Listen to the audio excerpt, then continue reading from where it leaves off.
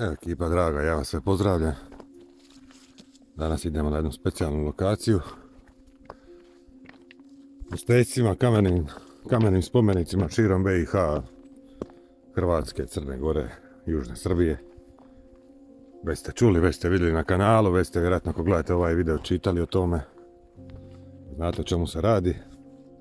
Danas se vode kao srednjovjekovni spomenici. Međutim, sve više dokaza i pokazatelja ukazuje da su steci nastali mnogo ranije. Da nisu zapravo, to jest da su zapravo prapovijesni spomenici pogrešno smješteni u, namjerno ili nenamjerno, pogrešno smješteni u kasniji povijesni okvir nekakav. Ovo područje su naseljavali Iliri u predrimsko razdoblje, autohtono stanovništvo, koji su bili poznati po svojim kamenogrobnim tradicijama, od tumula do kamenih krugova koji su služili kao grobovi i kao nekakve vrste svetišta. Svi znate, eto, da sam ja mišljenja da su steci mnogo ranijeg porijekla od 13., 14., 15., 16. stoljeća, kako već navodi struka. A današnja lokacija po meni je čisti pokazatelj i čisti dokaz da su steci prapovijesnog razdoblja. Ovo što ćete danas vidjeti je jedna od rijetkih lokacija koja je ostala sačuvana. Opala, skoro na nos. Jedna od rijetkih lokacija koja je ostala sačuvana, a da pokazuje stečke u njihovom izvornom stanju. Idemo do lokacije gdje su steci na Ilirskoj gomili. Usred ničega, kao što vidite. Evo, gdje se nalazim, Bogu iza nogu. Tako da ovo je jednostavno po meni neoboriv, neporeciv dokaz njihovog pravog porijekla. Tu je jedna gomila preko 25 metara širine i 3 metra visine. A po njoj se nalazi 10-ak stečaka.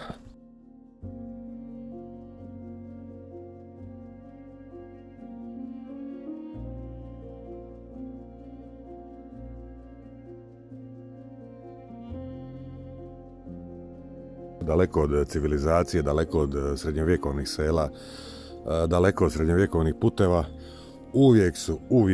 uvijek se nalaze uz ilirske gradine, ilirske gomile, ilirske bunare. Ako ne na njima, onda u neposrednoj blizini. A današnja lokacija je ostala netaknuta, tako reći.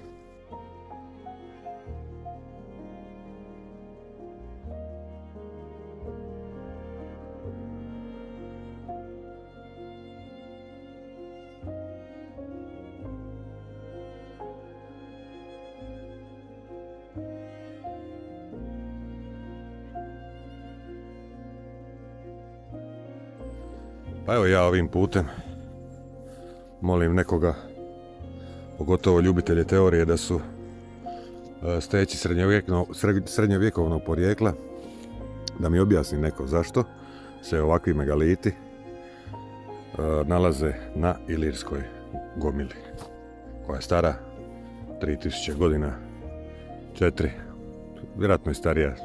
Datiraju 2000 godina prije Krista, znači sve skupa 4, a vjerojatno to seže i neko dalje razdoblje.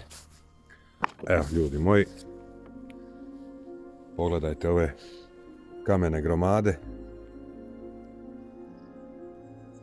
od nekoliko tona na vrhu Ilirske gomile. Stecima su bile pokriveni grobovi starih Ilira. Nema razloga zašto bi neko u srednjem vijeku koji je radio groblja u poljima i u blizini naselja, zašto bi neko nosio stečke od nekoliko tona na vrh ilirskih gomila. Arheolozi tvrde da je to radi kako se zove, kontinuiteta ukapanja. Ne postoji nikakav kontinuitet ukapanja. na ovim prostorima pod stečke, pod gomile u stvari. Evo ga, još jedan tu duboko, ne znam da se vidi razlika, vidi se rupa, sigurno metar i pol i komad stečka, a ovima da ne govorim.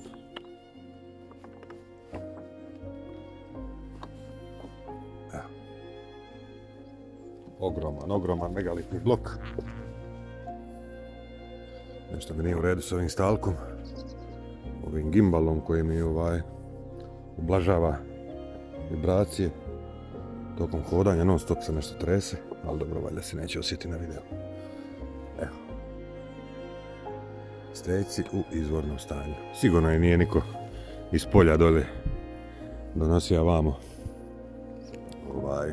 pa i bacao po gomilama. To je smiješno. Smiješno i presmiješno.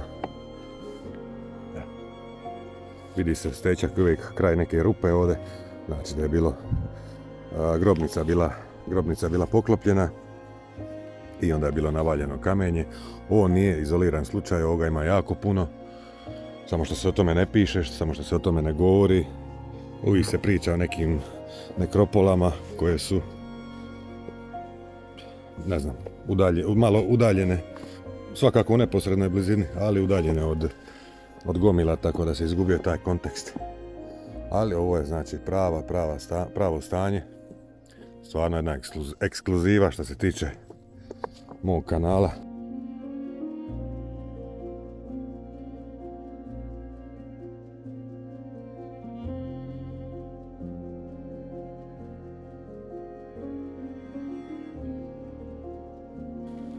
Evo počela je kiša, ali ajde, neće nas omesti.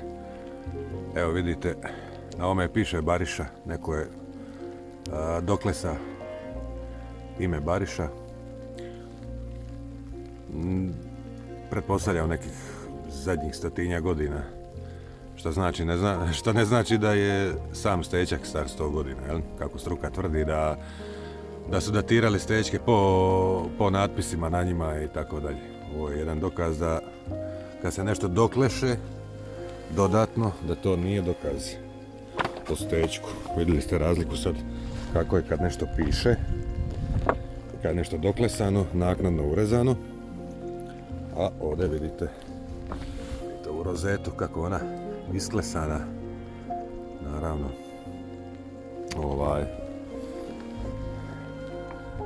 originalno, jel, kad se stečak pravio. Eto, vidjeli ste ovo čudo nad Vrgorskim poljem. Steci su najvjerojatnije bili u rupama, a sve naknadno vađeni, devastirani. Sreća, ostalo je kakvo takvo stanje, sačuvano. Eto, lagano prema autu.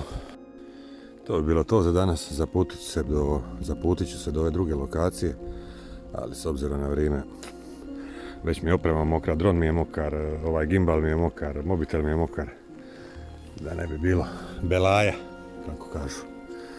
Pa idemo ća sušiti opremu i kući to malo montirati video.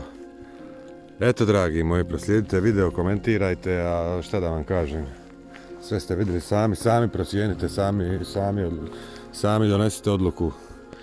Ja imam pravo iznijeti svoje mišljenje, posnimiti to, reći šta o tome svemu mislim, pa eto, tako možete i vi ako ste kontra mišljenja. Nema razloga za prepirkama, svađama i raznim pizdarijama. Eto, pozdrav s jedne magične ilirske lokacije.